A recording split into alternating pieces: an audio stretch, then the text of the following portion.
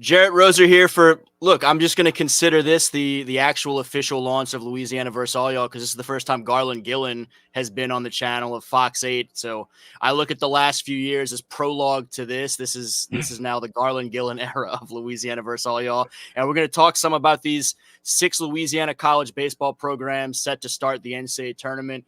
Garland, appreciate you taking some time on a Thursday to chat. We'll obviously hit a lot on some of these Southeast Louisiana teams that you've seen quite a bit of, as well as I mentioned, 6 around the state. So a nice field for folks to watch this weekend. What's going on, man? Welcome to the channel. Yeah, my first time on here. I'm not going to be like grambling and get a permanent tattoo on my body to signify our first time. You know, their first time in the NCAA tournament with their current roster. This is my first time on the show. I'm not going to get the Louisiana versus all y'all on the arm, but, I am excited to be on the show. What would it take if I was funding the tattoo? How do we get Dude, I have no tattoos on my body at all from head to toe. I don't know. It had to be like winning the lottery or something, it would take something because I've seen the Saints win the Super Bowl. I've seen LSU win multiple national titles. My kids are in middle school. If they won like a state title, I don't know, but that's more personally invested. But I don't know. I don't see it happening anytime in the near future. Yeah, well, hey, it was worth a shot. We mentioned 6 Louisiana schools are competing in this year's field. That ties the year 2000 for the most that we've seen. So let's kind of start there. Just the strength of college baseball in this sport right now. In recent years, it hasn't been 6 making the field, but there have been obviously competitive teams all over the state. LSU is off of a national championship last year. I mean, what are your thoughts as you watch a lot of these teams, a lot of them playing each other during the course of the season, and how they have the opportunity to now go stack up against schools from all over the country? Yeah, Jared, you do a fantastic job with high school recruiting, so how big high school sports are down here. But I think personally, nothing is bigger than high school football and high school baseball. And as I said before, my kids are in middle school, and everybody's either doing 7-on-7 or they're on some select baseball team playing 60 games in like 3 months in the summertime. I cannot tell you how many friends of mine have kids that are just playing year-round baseball. So basketball, yes, it has its own area, but a lot of kids that are teenagers have their full focus in Louisiana on football and baseball. So when you got that in football, you see big programs like LSU, and you see Tulane, you see the Raging Cajuns have success. And then when you get to baseball, we have 6 teams, and it makes sense because, Jared, a lot of these kids now. I'm 46 years old. Skip Bertman started his dominance in the 90s when I was in high school, and everybody wanted to play for LSU baseball. Well, not everybody can play for LSU. Okay, they only got a certain amount of kids, so you got to go to other programs. Well, there's a lot of Division I baseball programs in the state of Louisiana, and they offer scholarships. Not a lot, but they offer scholarships. So these kids that have been playing travel ball since they were 8 years old are now getting their chance in college, and this is what happens. This is when you get 6 programs in the state going to the NCAA tournament because college baseball, high school baseball, select baseball is such a huge deal in the boot. I was going to not date you, but you threw your age out there. In the year 2000, when the previous time there were 6 Louisiana schools, what were you doing around the year 2000? Where were you in life at that point? I was in Omaha, actually. I was still a student. I was interning at WAFB, but I was mostly in Omaha just enjoying myself. And UL was there also. I remember there was a big collision at the plate, I think, against Clemson, and there was some back and forth between the schools. So that was really cool to have the Raging Cajuns and LSU in 2000. So I've been to Omaha 3 times, 2000, 2008, and 2009. So I've seen the LSU Tigers win the national title twice while I've been in Omaha. So I actually have not been back since 2009. I've seen it all. I've seen 2 national titles. So now Madeline Adams, who works here, she went last year. If LSU, hey, I know we're going to talk about it. There's always a chance they can go back. They have good odds to win possibly another national championship. If they go all the way there, it'll be Madeline again there. So, but I've had great times in Omaha. It's a really cool place. If you haven't gone, you got to do it at least once in your life. But yeah, I was there. I was at LSU. So obviously, when you look at a 24-year gap between the last time, that kind of speaks to the magnitude of this many teams in, and just says a lot about the fact that the strength of Louisiana baseball is where it is. We'll start with that LSU team that was in Omaha, obviously last year, winning a national championship. And you mentioned sort of the betting odds. This is a team that, 3 weeks ago, there were some concerns. Hey, do they possibly slip out of the field? And then all of a sudden they get hot. They win 7 of their last 8. They're competing for an SEC title by the end of last weekend.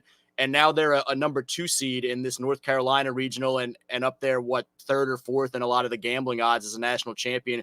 What have you seen from the Tigers the last few weeks that has really clicked for them and rewritten the story of this season in a lot of ways, from the ups and downs that were to now possibly in contention again? Yeah, Jarrett, you said the betting odds. 3 weeks ago, they were plus 4,000 to win the College World Series, which means you put up $100, you win 4,000. Now they're around plus 900 in some books, which means you bet 100, you win 900. That doesn't sound as good as winning $4,000. A month and a half back, they were 3-12 in SEC play. But as you said, red hot. They swept the Rebs. They won 4 out of 5 games in Hoover. There was rumors and talk of them maybe getting almost to a 1 seed. I don't think they would have, even if they had beat Tennessee, but they got very close. Jared, just because they're not hosting right now, if they do win that UNC regional, and then Arizona doesn't win their regional in Tucson, we'll be back in Baton Rouge possibly next weekend for a super regional, because LSU already put the money in for a regional bid, and that carries over the next week with the super regional. But UNC is the 4 seed in the UNC regional, or sorry, national 4 seed. Right now, it's very close in the betting odds. UNC's minus 110 to win the Chapel Hill regional. LSU's plus 110. So it's very close. Okay. Now, if you get to Wofford and you get to Long Island, those are way different kind of odds there. They're really stretched out in the odds. But LSU and UNC are the favorites to win this regional. I'm really intrigued to see how.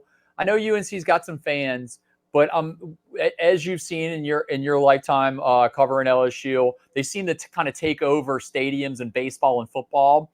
And I'm intrigued to see how many people drive or fly to Chapel Hill and see if they try to take over the stadium this weekend, because they've done that numerous times before. And I wouldn't be shocked if it happens again this weekend.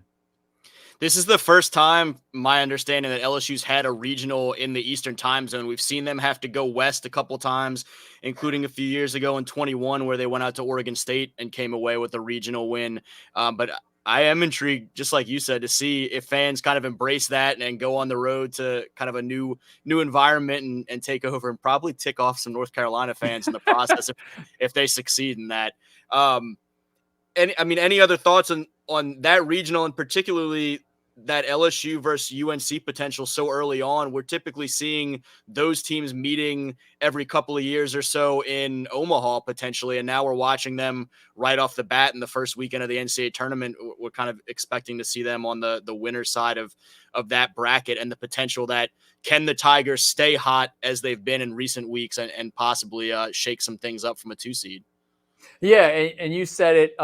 In 2013 was the last time LSU played UNC, and that was at the College World Series, and the Tar Heels knocked out LSU. In 2008, when I was in Omaha, LSU played UNC. It had a huge win over Rice. I think that's where Blake Dean hit it off the wall and 2-run score, but then they got knocked out by UNC in 2008 also. So LSU has not had success against them in Omaha, but I'm intrigued to see how the LSU does with the Tar Heels. But you know what you got, Jared? You got a solid 1-2 punch at pitcher, okay? You got Gage Jump and Luke Coleman. This team's actually built more for a super regional, because all you got to win is 2 games in a super regional. A regional, they got 2 guys. Then I'm going to try to see who they got after that. If it's like a Nate Ackenhausen or somebody else that kind of can get you some Griffin Herring, has come on strong on the back end. You're going to need some other arms to help you out. It's a little harder in a regional than it is in a super regional. But the bats have been red hot. Okay, Monster Milan. I don't know if you saw pitcher Koki Riley posted today. Yeah. He has like tiger stripes, dyed into his hair. It's pretty wild looking. Last week, and he had that blonde dye job. But he's hitting the ball splendidly recently. Hair withstanding. Tommy Tanks is one of the best in America. I think he'll be a first round pick. He's been unstoppable this year. So you got good hitting and you got good pitching. And when you got all that combined, you have a shot to do fantastic things, including winning this weekend. I'm sure UNC, when they saw the selection show, they were not happy that of all the 2 seeds to come to Chapel Hill, that it was LSU, who is probably the most dangerous 2 seed in America. That Oregon State location where LSU had success a few years ago, they'll this weekend host a couple of Louisiana schools in Tulane and Nicholls State, both heading up there. You were just with the Green Wave as they departed and headed out west. They had their nice social media Oregon trail of the journey. and those programs, if I saw correctly, they actually traveled together on a charter flight up to Oregon.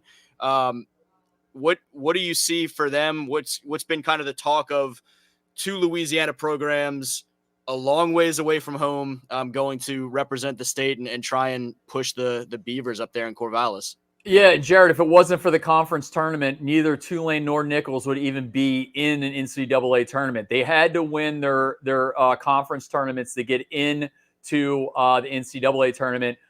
Nicholls did it convincingly, absolutely smashing some teams, and Hammond on their way. They 10-run ruled a team to get into the NCAA tournament.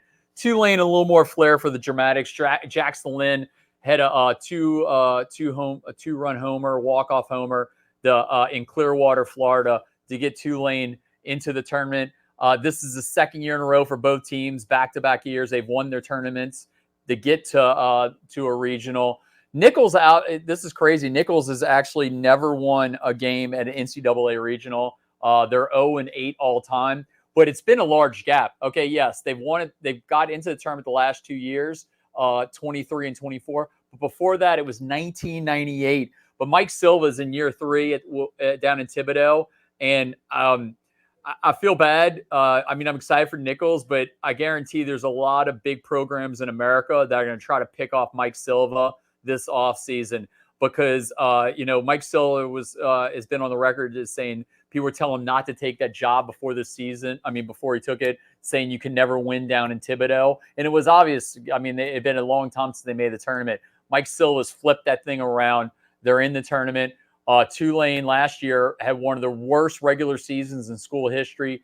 Then they won the tournament. This year they were a 3 seed, so it was a little more understanding that they could win in Clearwater. And sure enough, they captured the AAC title. Their star pitcher is Chandler Welsh, who is a Holy Cross Tiger, played in the Catholic League. So they got some local guys on the team. But yeah, the NCAA booked it where they were on a charter flight, saved some money.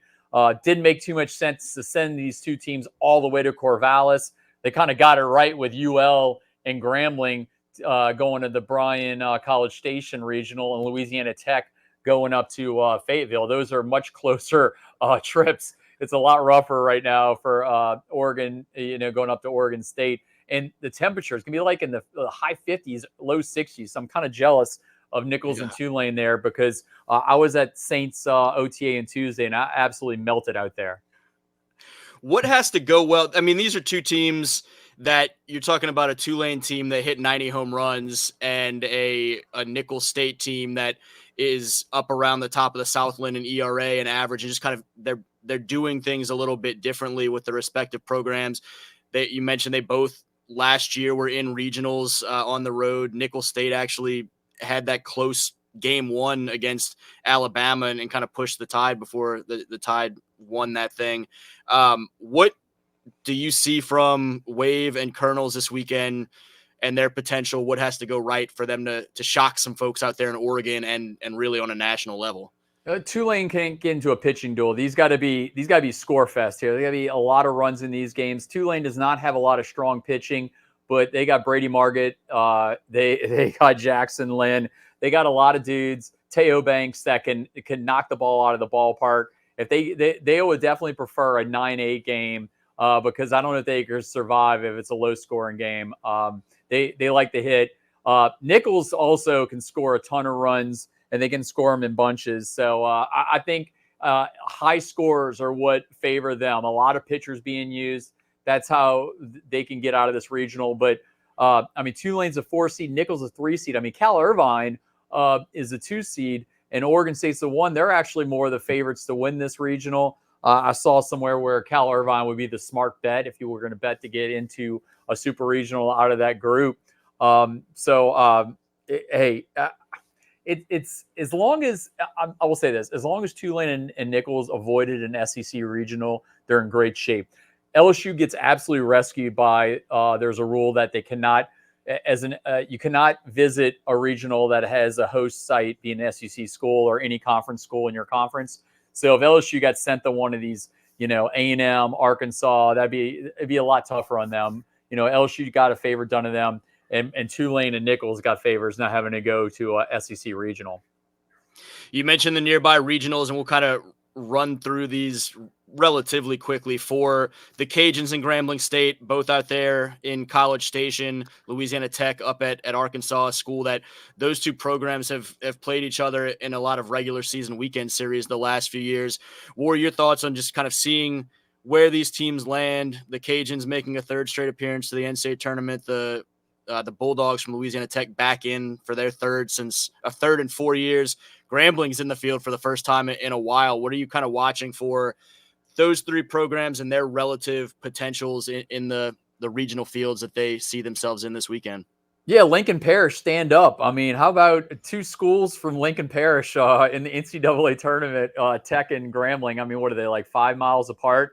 I was at Tech 2-3 months ago for a story I did on a guy you and I both covered in high school, and Devontae Lee. So, and that's the first time I've been up to Ruston in like 20 years. So a lot's changed up there. That baseball field, I think, got taken out by a tornado, the old field.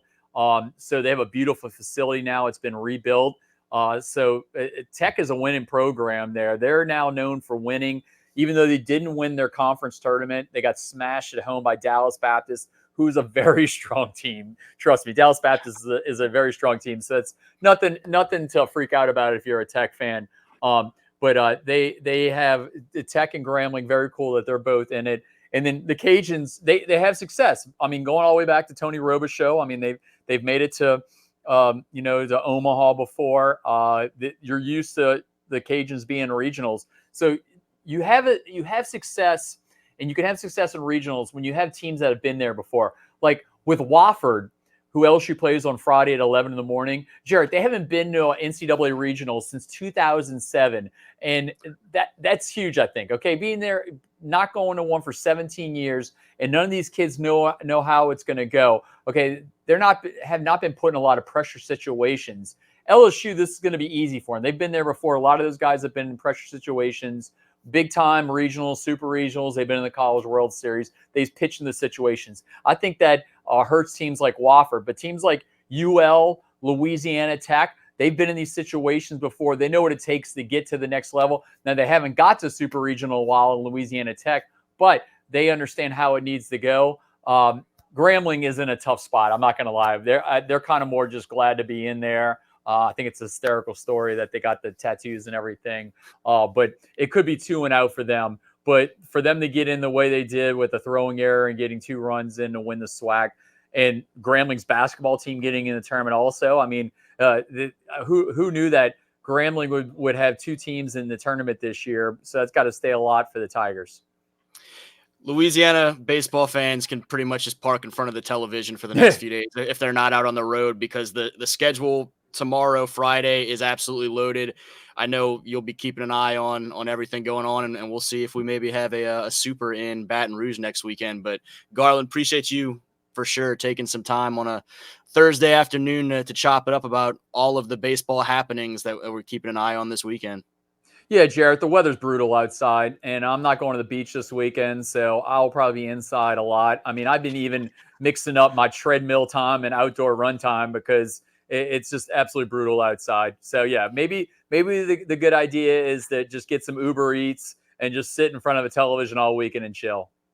There you go. Sounds good to me, man. Again, he's Garland Gillen from Fox 8 down in New Orleans for Louisiana versus all y'all. Jarrett Roser. Appreciate Garland's time and thank you all for watching.